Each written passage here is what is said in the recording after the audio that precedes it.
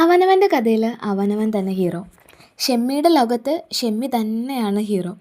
പറഞ്ഞു വന്നത് ഇക്കാര്യത്തിലെന്നല്ല, എല്ലാ കാര്യത്തിലും ഞാനും മനുഷ്യനാണെന്നാണ്.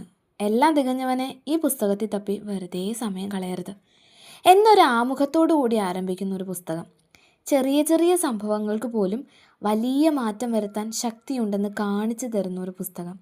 അതാണ് കളക്ടർ ബ്രോ എന്ന് ജെൻസി കുട്ടികൾ വിളിച്ചു തുടങ്ങി. പിന്നീട് ലോകം മുഴുവൻ കളക്ടർ ബ്രോ എന്നറിയപ്പെട്ട പ്രശാന്ത് നായർ IAS സർ എഴുതിയ കളക്ടർ ബ്രോ ഇനി ഞാൻ തള്ളട്ടെ എന്നൊരു ടൈറ്റിലുമായി വന്ന പുസ്തകം. ഈ പുസ്തകത്തെപ്പറ്റി മറ്റൊരു വീഡിയോയിൽ ലിങ്ക് ഞാൻ താഴെ കൊടുക്കാം. ഞാൻ പറഞ്ഞിട്ടുണ്ട്, ഞാൻ തള്ളട്ടെ എന്ന് ആദ്യം തന്നെ പറഞ്ഞത് നന്നായി, അല്ലെങ്കിൽ ശരിക്കും തള്ളാണെന്ന് തന്നെ വിചാരിച്ചേനെന്ന്. ഇതുപോലെ വലിയ വലിയ പദവികളിരിക്കുന്ന ആളുകളുടെ കഥകൾ എടുത്തു നോക്കിയാൽ കാണാൻ പറ്റുന്ന ഒരു പ്രതിഭാസമാണ് ഈ സ്വയം പുകഴ്ത്തൽ. പക്ഷേ രസം എന്താണെന്ന് വെച്ചാൽ ഇദ്ദേഹം തന്നെ ആമുഖത്തിൽ ഇതിനെപ്പറ്റി പറഞ്ഞിരിക്കുന്നത് ഇങ്ങനെയാണ്: ഞാൻ പണ്ട് ജില്ലാ കളക്ടറായിരുന്നപ്പോൾ എന്നത് സടകൊടിഞ്ഞ മുതിർന്ന സിംഗങ്ങൾ പറയാറുള്ള എണ്ണമറ്റ ബോറൻ കഥകളുടെ ആമുഖമാണ്. എനിക്കാണെങ്കിൽ ഈ ടൈപ്പ് കഥകൾ കേൾക്കുന്നതേ അൺസഹിക്കബിൾ. എന്നിട്ട് ഞാൻ തന്നെ അത് ചെയ്യണം. എന്തൊരു പ്രഹസനമായിരിക്കും സജി. ഈ സെൻറ്റൻസിൽ നിന്ന് തന്നെ അദ്ദേഹത്തിൻ്റെ വൈബ് എന്താണെന്ന് പിടികിട്ടിയില്ലേ? ഈ ഒരു രീതിയിലാണ് ഈ പുസ്തകം മുന്നോട്ട് പോകുന്നത്. ചില സമയത്ത് കര കളഞ്ഞൊരു എഴുത്തുകാരനാണെന്ന് തോന്നും, ചിലപ്പം നേരിട്ട് സംസാരിക്കും പോലെ, ചിലപ്പോൾ ഒരു ട്രോൾ വീഡിയോ കാണും പോലെ. ഇതൊക്കെ ചേർന്നതാണ് ഈ ബുക്ക്. വളരെ ലൈറ്റായൊരു ബുക്ക്. വായന തുടങ്ങിയവർക്കും സിമ്പിളായിട്ടുള്ള എന്തെങ്കിലും വായിക്കണമെന്ന് ആഗ്രഹിക്കുന്നവർക്കൊക്കെ സെലക്ട് ചെയ്യാവുന്ന ഒരു ബുക്കാട്ടോ ഇത്. പിന്നെ ഈ ബുക്കിൽ അദ്ദേഹം നേരിട്ട് കണ്ട ഒരു കാഴ്ച വിവരിക്കുന്നുണ്ട്. അത് കുതിരവട്ടം മാനസികാരോഗ്യ കേന്ദ്രത്തിൽ ചെന്നപ്പോൾ കണ്ടതാണ്. ചിലപ്പോൾ ചിലർക്കത് വായിച്ചാൽ ഒരു ബുദ്ധിമുട്ട് തോന്നാം. എനിക്ക് തോന്നിട്ടോ. വളരെ ഫണ്ണിയായിട്ട് മുന്നോട്ട് പോകുന്നതിനിടയിൽ ഇത്തരം ഒരു വിവരണം ഞാൻ ഒട്ടും പ്രതീക്ഷിച്ചില്ല. എനിക്കൊരു ഷോക്കായിപ്പോയി. ഞാൻ മുഴുവൻ വായിക്കാതെ സ്കിപ്പ് ചെയ്തു. ഈ ബുക്ക് 27 സ്റ്റോറീസ് ആയിട്ടാണ് കംപ്ലീറ്റ് ചെയ്തിരിക്കുന്നത്. എടുത്ത് പറയേണ്ട ഒരു കാര്യമാണ് ഈ സ്റ്റോറീസിൻ്റെ ടൈറ്റിൽ ആൻഡ് കാരിക്കേച്ചർ. മഹാനായ അശോക ചക്രവർത്തി, ജോർജ് കുട്ടിയുടെ രഹസ്യങ്ങൾ, തേറെ മേറെ ബീച്ച് ഒരു കുപ്രസിദ്ധ പയ്യൻ ഒക്കെ എക്സാമ്പിളാണ്. കാരിക്കേച്ചറൊക്കെ എന്ത് രസമായി കാണാനെന്നറിയാവോ? ഒരു സെൽഫ് ട്രോൾ തന്നെ. ഈ ബുക്ക് പല പല ഫിലിംസിൻ്റെ ഡയലോഗ്സ് നമുക്കിതിനകത്ത് കാണാൻ വേണ്ടി പറ്റും. ഞാൻ വിചാരിച്ചിരിക്കുന്നത് ഈ കളക്ടർ IAS എന്നൊക്കെ പറയുന്ന ആൾക്കാർ ഇപ്പോഴും ഭയങ്കര സീരിയസ് ആയിട്ടായിരിക്കും എന്നാണ്. പക്ഷേ എൻ്റെ കാഴ്ചപ്പാട് മുഴുവൻ മാറ്റിമറിക്കാൻ ഈ ഒരൊറ്റ ബുക്കിന് കഴിഞ്ഞു. അവരങ്ങനെയൊന്നും അല്ലടാ, അവർ നമ്മളെപ്പോലെ തന്നെയാണ്. ഈ ബുക്കിൽ എനിക്കിഷ്ടപ്പെട്ട കുറച്ച് പോയിൻറ്റ്സ് ഉണ്ട്, അത് ഞാൻ പറയാം. ഒരു കാര്യത്തേക്കാളും വ്യക്തിയിൽ ഫോക്കസ് ചെയ്താൽ പുതിയത് ചെയ്യാനും റിസ്ക് എടുക്കാനും ഭയം തോന്നും. സോ മറ്റുള്ളവർക്ക് എന്ത് തോന്നുന്നു എന്ന് കരുതി ആഗ്രഹങ്ങൾ മാറ്റി വയ്ക്കരുത്. ഒരു പ്രശ്നം വന്നാൽ ഫസ്റ്റ് സോൾവ് ചെയ്യുക. രണ്ടാമതാണ് ആരെയും കുറ്റപ്പെടുത്താൻ ഒരാളെ കണ്ടുപിടിക്കുന്നത്. നിങ്ങൾക്ക് നിങ്ങളുടെ വ്യക്തിസഹജമായ സ്വഭാവമായിട്ട് പൊരുത്തപ്പെട്ടേ പറ്റുള്ളൂ.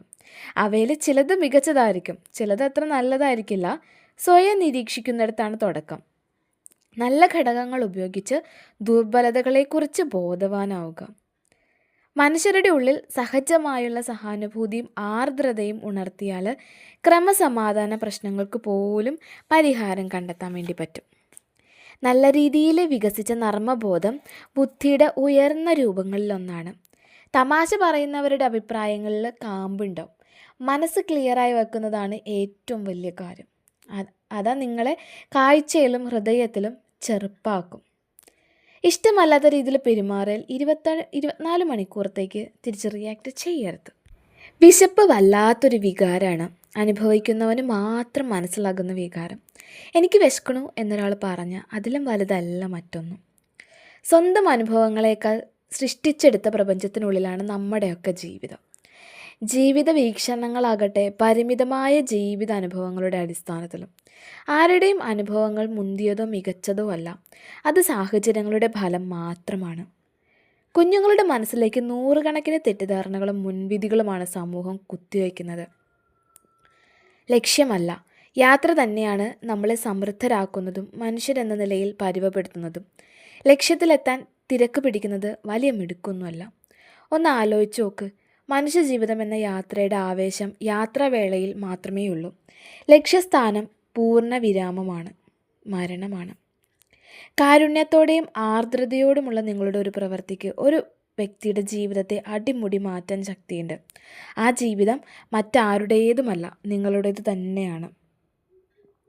ഇതൊക്കെയാട്ടോ എനിക്ക് ഒരുപാട് ഇഷ്ടപ്പെട്ട, എന്നെ ക്യാച്ച് ചെയ്ത സെൻറ്റൻസുകൾ.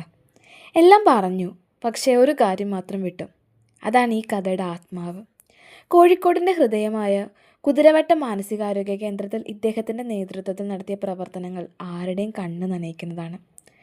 കൂടാതെ കമ്പാഷനേറ്റ് കോഴിക്കോട്, നായനാർ ബാലികാ സദനം, ഓപ്പറേഷൻ സുലൈമാനി, സവാരി ഗിരിഗിരി, free wifi, soul of Kozhikode, Priyadarshini, estate renovation, അങ്ങനെ ഒത്തിരി പ്രവർത്തനങ്ങൾ അദ്ദേഹത്തിൻ്റെ കീഴിൽ നടന്നിട്ടുണ്ട്. എനിക്കറിയാം, അദ്ദേഹമോ അദ്ദേഹത്തിനൊപ്പമോ വർക്ക് ചെയ്തവർ ഈ വീഡിയോ എപ്പോഴെങ്കിലും കാണും. അല്ലെങ്കിൽ ഈ വീഡിയോ കാണുന്നവർക്ക് അറിയാവുന്നവർ അദ്ദേഹത്തിനൊപ്പം വർക്ക് ചെയ്തിട്ടുണ്ടാവും. അങ്ങനെയെങ്കിൽ നിങ്ങളുടെ ഈ എക്സ്പീരിയൻസ് ഒന്ന് കമൻറ്റ് ചെയ്യണേ. കാരണം ഈ ബുക്ക് വായിച്ചപ്പോൾ മുതൽ എൻ്റെ മനസ്സിൽ തോന്നിയൊരു എക്സൈറ്റ്മെൻ്റ് ആയിരുന്നു അദ്ദേഹത്തിനൊപ്പം വർക്ക് ചെയ്തൊരു എക്സ്പീരിയൻസ് എങ്ങനെയായിരിക്കും എന്നത്. ശരിക്കും ഈ ബുക്കിലേതുപോലെ തന്നെയാണോ അദ്ദേഹത്തിൻ്റെ ക്യാരക്ടർ? ആവോ, അറിയില്ല. എന്തായാലും ഇത്തരമൊരു വേറിട്ട അനുഭവം ഞങ്ങൾക്ക് സമ്മാനിച്ച പ്രശാന്ത് സാറിന് ഒരുപാട് നന്ദി. വരവേൽപ്പ് സിനിമയിലെ ജഗദീഷിനെയും സന്ദേശത്തിലെ പ്രഭാകരനും പ്രകാശനും അടക്കം സെൽഫിഷായ മറ്റുള്ളവരെ, കുട്ടികളെ അടക്കം ലാഭത്തിനായിട്ട് ഉപയോഗിക്കുന്ന മനുഷ്യർ ഇന്നും കൺമുന്നിൽ ജീവിക്കുന്നുണ്ടെന്ന് പറയാതെ പറഞ്ഞിട്ടുണ്ട് ഈ ബുക്കിൽ. എല്ലാവരും ഒരിക്കലെങ്കിലും ഈ ബുക്ക് വായിക്കണം. കാരണം ഈ ബുക്കിൻ്റെ സെയിലിൽ നിന്ന് ലഭിക്കുന്ന വരുമാനം കുട്ടികളുടെ വിദ്യാഭ്യാസത്തിനായിട്ടാണ് ഉപയോഗിക്കുന്നത്. നമ്മളെ കൊണ്ടാവുന്നത് നമുക്കും ചെയ്യാടോ. നെക്സ്റ്റ് വീഡിയോയിൽ വേറൊരു ബുക്കായിട്ട് വരാം. ബൈ.